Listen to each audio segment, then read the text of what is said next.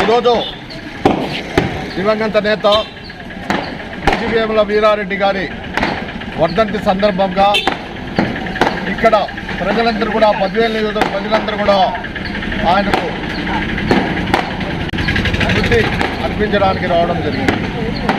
అయితే యువ నాయకుడు రితీష్ గారు పల్లె పల్లెకు తెలుగుదేశం అని చెప్పి నినాదంతో ఆ రోజు వేముల వీరారెడ్డి గారు ఏ విధంగా ప్రజలను ఆకట్టుకున్నాడో, ప్రజలకు చేదోడు వాదోడుగా ఉన్నాడు, రైతులకు అందుబాటులో ఉన్నాడు, తెలుగంగ ప్రాజెక్టు ఇక్కడికి రావడానికి అన్ని విధాల ప్రయత్నం చేశాడు.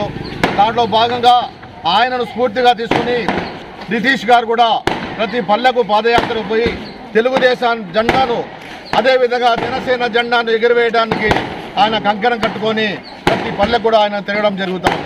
నిజంగా ఇది హర్షించదగ్గ విషయం.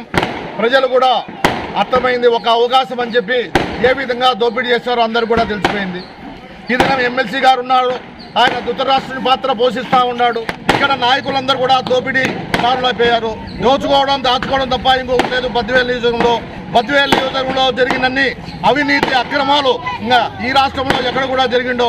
అందరూ కూడా భూ కబ్జాలు, అందరూ కూడా ఆన్లైన్లో అయితేనేమి అన్ని కూడా డూప్లికేట్ తయారు చేస్తారు. పోలీసుకు కంప్లైంట్ ఇచ్చినా పట్టించుకునే నాదుడు లేడు. ఈ విధంగా దుర్మార్గం జరుగుతా అంటే జనానికి అందరికీ కూడా అర్థమైంది. ఒక అవకాశం అంటే ఓటేశాం, ఈ దినం ఆ అవకాశాన్ని దుర్వినియోగం చేసి మమ్మల్ని రోడ్డు మీదకి ఇచ్చారని చెప్పి ప్రజలందరూ కూడా అనుకుంటున్నారు.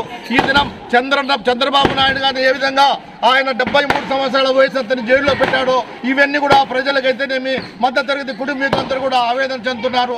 ఇంత అన్యాయంగా ఆయన్నే జైలు పెట్టాడే, మా పరిస్థితి తెలుగుదేశం నాయకులు, కార్యకర్తలు, ప్రజలందరూ కూడా అనుకుంటున్నారు.